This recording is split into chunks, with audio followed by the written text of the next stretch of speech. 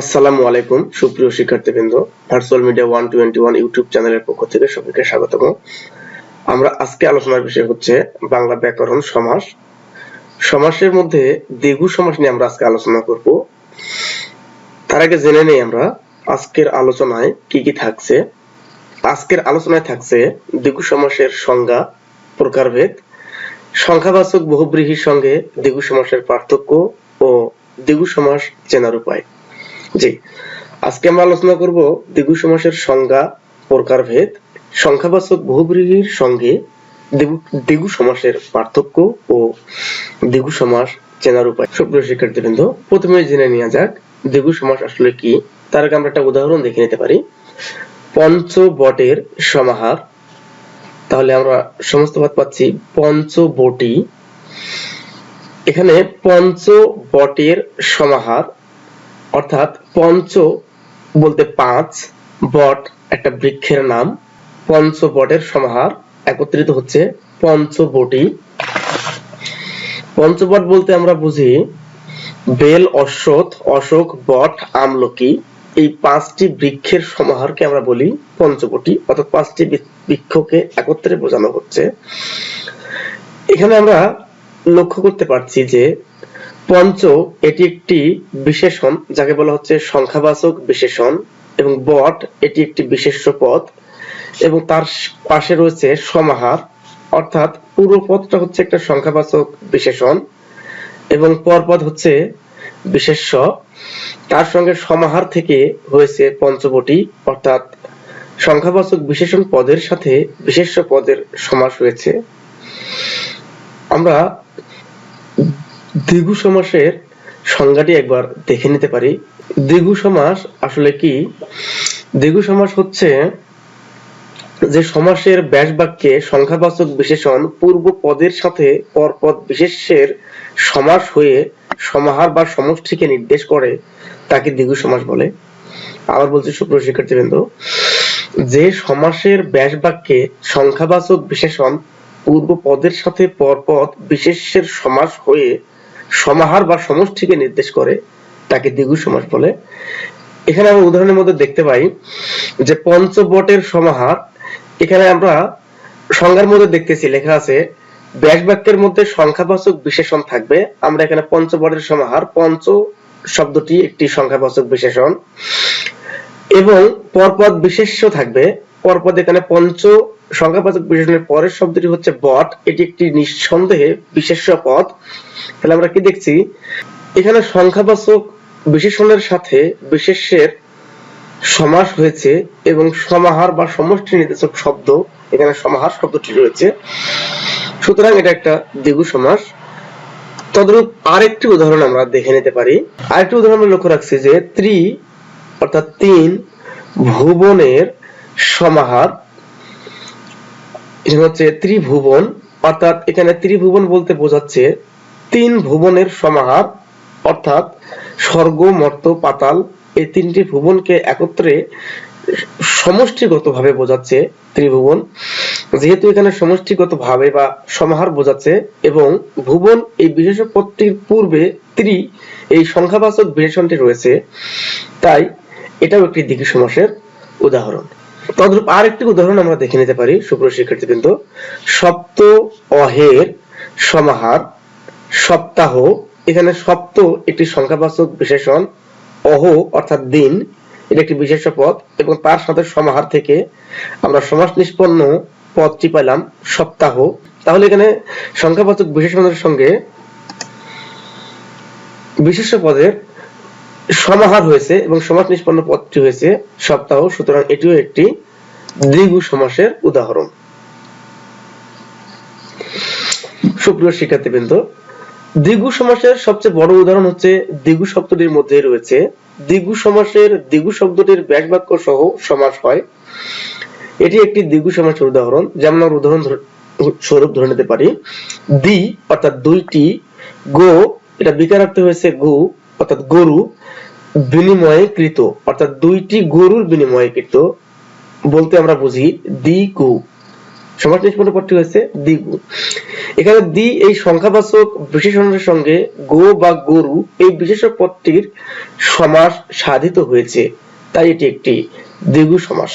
সুপ্রিয় শিক্ষার্থীবৃন্দ, দ্বিগু সমাসের বিভিন্ন প্রকারভেদ রয়েছে। আমরা এখন দ্বিগু সমাসের প্রকারভেদ দেখার চেষ্টা করব। দ্বিগু সমাসকে আমরা দুই ভাগে ভাগ করেছি, একটা সমাহার দ্বিগু সমাস আর একটা হচ্ছে তদ্ধিতার্থক দ্বিগু সমাস।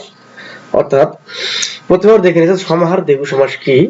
আমরা উদাহরণস্বরূপ দেখে নিতে পারি যে সপ্তঋষির সমাহার, ব্যাস বাক্য হচ্ছে সপ্তঋষির সমাহার, আর সমাস নিষ্পন্ন পদটি পাচ্ছি সপ্তর্ষি। সপ্তঋষির সমাহার সপ্তর্ষি, এখান থেকে আমরা সমাহার এই দ্বিগু সমাসের উদাহরণটি দেখে নিলাম। এখন আমরা দেখে নেব সমাহার দ্বিগু সমাস কি। যে দ্বিগু সমাসে সমাহার বা সমষ্টিকে নির্দেশ করে তাকে সমাহার দ্বিগু সমাস বলে। এখানে সপ্তঋষির সমাহার, এখানে সমাহার কথাটি রয়েছে, তাই সপ্তর্ষি এই শব্দটি একটি দ্বিগু সমাসের উদাহরণ। তদ্রূপ আরো উদাহরণ আমরা দেখে নিতে পারি, যেমন পঞ্চ নদের সমাহার, পঞ্চ নদী। এখানে পঞ্চ এই বিশেষ সংখ্যাবাচক বিশেষণ পদটির সাথে নদ অর্থাৎ বিশেষ্য পদটির সমাস হয়েছে, সাথে সমাহার রয়েছে, সুতরাং এটি একটি সমাহার দ্বিগু সমাস। পঞ্চ নদী এটি সমাহার দ্বিগু সমাসের উদাহরণ। সুপ্রিয় শিক্ষার্থীবৃন্দ, এবারে আমরা দেখে নেব তদ্ধিতার্থক দ্বিগু সমাসের উদাহরণ। আমরা উদাহরণে দেখছি 7 কড়ির বিনিময়ে কেনা। সমাস নিষ্পন্ন পদটি হচ্ছে 7 কড়ি। এখানে 7 এই সংখ্যাবাচক বিশেষণ পদটির সাথে কড়ি এই বিশেষ্য পদের সমাস হয়েছে। আমরা দেখে নেই তদ্ধিতার্থক দ্বিগু সমাস বলতে আসলে কি বোঝায়। যে দ্বিগু সমাসের সমাসবদ্ধ পদে তদ্ধিত প্রত্যয় নিষ্পন্ন শব্দ গঠিত হয়ে থাকে তাকে তদ্ধিতার্থক দ্বিগু সমাস বলে। সুপ্রিয় শিক্ষার্থীবৃন্দ, আমরা জানি যে প্রত্যয় দুই প্রকার, একটা কৃত প্রত্যয়, একটা তদ্ধিত প্রত্যয়। অর্থাৎ কৃত প্রত্যয় গঠিত শব্দকে বলা হয় কৃদান্ত শব্দ, আর তদ্ধিত প্রত্যয় দ্বারা গঠিত শব্দকে বলা হয় তদ্ধিতান্ত শব্দ বা তদ্ধিতার্থক শব্দ। এজন্য বলা হচ্ছে যে তদ্ধিত প্রত্যয় নিষ্পন্ন শব্দ গঠিত হয়ে থাকলে সেই দ্বিগু সমাসটিকে আমরা বলতে পারি তদ্ধিতার্থক দ্বিগু সমাস। আমরা আরেকটি উদাহরণ দেখে নিতে পারি, 3 কড়ির বিনিময়ে কেনা। 3 কড়ি, এখানে 3 এই সংখ্যাবাচক বিশেষণ পদটির সাথে কড়ি এই বিশেষ্য পদটির সমাস সাধিত হয়েছে এবং 3 কড়ি এটি একটি তদ্ধিত প্রত্যয় নিষ্পন্ন শব্দ, সুতরাং এটা তদ্ধিতার্থক দ্বিগু সমাসের উদাহরণ। এবার আমরা দেখে নেব দ্বিগু সমাস এবং সংখ্যাবাচক বহুব্রীহি সমাসের মধ্যে পার্থক্যটা আসলে কি। দ্বিগু সমাস এবং সংখ্যাবাচক বহুব্রীহি সমাসের পার্থক্য দেখে নেওয়ার চেষ্টা করব আমরা। সুপ্রিয় শিক্ষার্থীবৃন্দ, আমরা একটি উদাহরণ দেখে নিতে পারি। ত্রিলোচন যার। ত্রিলোচন, এখানে ত্রি এই সংখ্যাবাচক বিশেষণ পদটির সাথে লোচন অর্থাৎ চোখ এই বিশেষ্য পদটির সমাস হয়েছে। আমরা পাচ্ছি সমাস নিষ্পন্ন পদে আমরা পাচ্ছি ত্রিলোচন।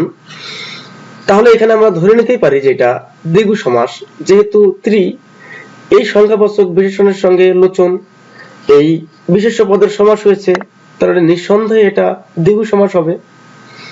কিন্তু আসলে এটি দ্বিগু সমাস নয়। কেন দ্বিগু সমাস নয়, আমরা আর একটি উদাহরণ দেখে নেওয়ার চেষ্টা করি। সুপ্রিয় শিক্ষার্থীবৃন্দ, আরেকটি উদাহরণ দেখে নিতে পারি, ত্রিভুবনের সমাহার। ত্রিভুবন, এখানে ত্রি বা 3 এই সংখ্যাবাচক বিশেষণের সঙ্গে ভুবন এই বিশেষ্য পদটির সমাস হয়েছে, সঙ্গে সমাহার শব্দটি রয়েছে, আর সমাস নিষ্পন্ন পদটি আমরা পাচ্ছি ত্রিভুবন। তাহলে এখানে দেখেন ত্রিভুবনের সমাহার ত্রিভুবন। আর উপরের উদাহরণে দেখি আমরা ত্রিলোচন যার। ত্রিলোচন, এখানে দেখেন ত্রিলোচন এই লোচন বিশেষ্য পদটির সঙ্গে ত্রি সংখ্যাবাচক বিশেষণের সমাস হয়েছে, আবার পরবর্তী উদাহরণে ভুবন এই বিশেষ্য পদটির সঙ্গে ত্রি সংখ্যাবাচক বিশেষণটির সমাস সাধিত হয়েছে। এখন প্রশ্ন হচ্ছে তাহলে উভয়টি কেন দ্বিগু সমাস হবে না। প্রশ্ন হচ্ছে যে উপরের উদাহরণে ত্রিলোচন দ্বারা আমরা একটি বিশেষ অর্থ বোঝাচ্ছি, অর্থাৎ ত্রিলোচন বলতে আমরা বোঝাচ্ছি শিবকে। তাহলে যেহেতু ত্রিলোচন দ্বারা একটা বিশেষ অর্থ বোঝাচ্ছে, সেহেতু এটা বহুব্রীহি সমাস। কেননা বহুব্রীহি সমাসের সংজ্ঞায় আমরা জেনেছি যে সমাসে সমাস নিষ্পন্ন পদগুলোর কোনটির অর্থ না বুঝিয়ে তৃতীয় কোনো অর্থ বোঝায় বা বিশেষ অর্থ বোঝায়, তাকে আমরা বলবো বহুব্রীহি সমাস। কিন্তু পরবর্তী উদাহরণ ত্রিভুবনের সমাহার। এখানে ত্রিভুবন বলতে শুধু ত্রিভুবনকেই বোঝাচ্ছে, বিশেষ কোনো অর্থ বোঝাচ্ছে না। অর্থাৎ সমস্যবান পদগুলোর অর্থ এখানে প্রাধান্য পেয়েছে, কিন্তু ত্রিলোচন যার এই সমাস নিষ্পন্ন শব্দটিতে সমস্যবান পদগুলোর অর্থ প্রাধান্য পায়নি, না পেয়ে কি করেছে, বিশেষ একটি অর্থ প্রকাশ করেছে। তাহলে আমরা বলতে পারি যে দ্বিগু সমাস এবং সংখ্যাবাচক বহুব্রীহি সমাসের পার্থক্য হচ্ছে, সংখ্যাবাচক বহুব্রীহি সমাস দ্বারা একটি বিশেষ অর্থ প্রকাশ করবে, বিশেষ্য পদের পূর্বে সংখ্যাবাচক বিশেষণ থাকবে, কিন্তু এর দ্বারা যে সমাস নিষ্পন্ন পদটি আমরা পাবো তাতে একটি বিশেষ অর্থ বহন করবে, অর্থাৎ তৃতীয় কোনো অর্থ বহন করবে। কিন্তু দ্বিগু সমাসের ক্ষেত্রে সমস্যবান পদগুলোর অর্থই প্রাধান্য পাবে। তাহলে আমরা কি বুঝলাম, সংখ্যাবাচক বহুব্রীহি সমাসেও সংখ্যাবাচক বিশেষণের সঙ্গে বিশেষ্য পদের সমাস হতে পারে, কিন্তু অর্থ প্রকাশ করবে বিশেষ কোনো অর্থ, অর্থাৎ সমস্যবান পদগুলোর অর্থ প্রকাশ করবে না। কিন্তু দ্বিগু সমাসে সংখ্যাবাচক শব্দ বিশেষণের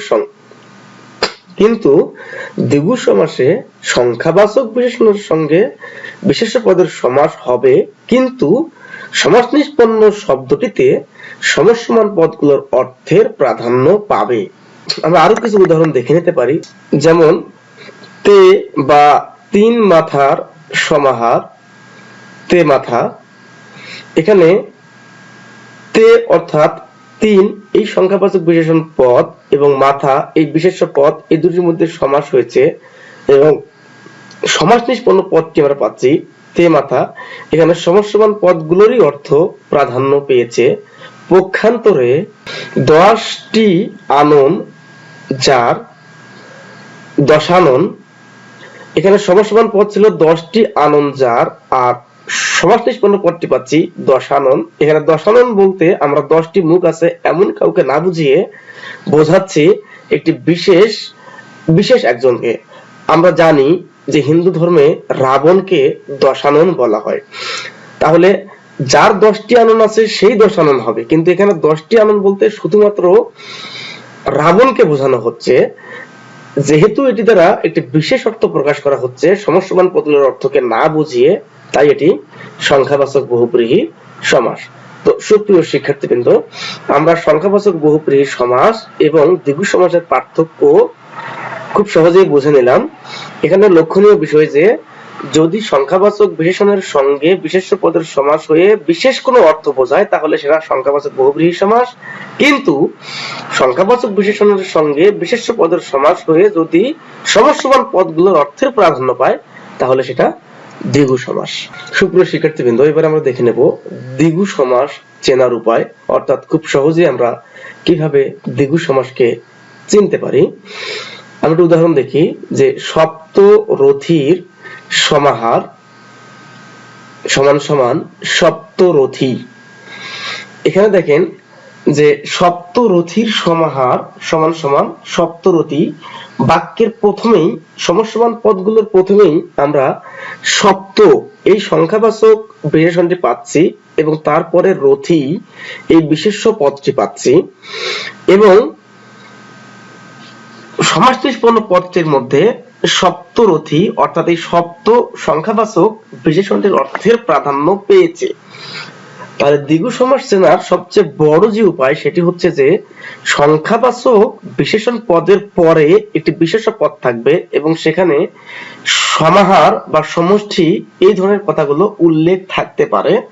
সবসময় সমাহার থাকবে এমনটি নয়, কিংবা সবসময় সমষ্টি থাকবে এমনটি নয়, কিন্তু চেনার সবচেয়ে বড় বুদ্ধি হচ্ছে এখানে সংখ্যাবাচক বিশেষণ এটি থাকবেই এবং তারপরে বিশেষ্য পদ এটাও থাকবে, এবং সমাস নিষ্পন্ন পদটিতে অবশ্যই সংখ্যাবাচক বিশেষণের অর্থ প্রাধান্য পাবে। তো শিক্ষার্থীবৃন্দ, আরো একটি উদাহরণ দিয়ে আমরা এই বিষয়টি ক্লিয়ার হতে পারি। যেমন 3 কড়ি বিনিময়ে কেনা, তাহলে হচ্ছে 3 কড়ি, অর্থাৎ 3 কড়ির বিনিময়ে কেনা 3 কড়ি। এখানে 3 এই সংখ্যাবাচক বিশেষণ পদটির সাথে কড়ি এই বিশেষ্য পদটির সমাস হয়েছে এবং 3 কড়ি সমাস নিষ্পন্ন পদটিতে সংখ্যাবাচক বিশেষণ অক্ষত অবস্থায় রয়েছে। তাহলে আমরা খুব সহজেই বুঝে নিতে পারি যে দ্বিগু সমাস আমাদের চেনার উপায় হচ্ছে সংখ্যাবাচক বিশেষণ বিশেষ্য পদের আগেই থাকবে। সুপ্রিয় শিক্ষার্থী, কেমন লাগলো আমাদের আজকের ক্লাসটি? আশা করি আপনারা আমাদের আজকের ক্লাস থেকে দ্বিগু সমাসের সংজ্ঞা, প্রকারভেদ, উদাহরণ এবং সংখ্যাবাচক বহুব্রীহি সমাসের সঙ্গে দ্বিগু সমাসের পার্থক্য এবং দ্বিগু সমাস চেনার সহজ উপায়টা রপ্ত করতে পেরেছেন।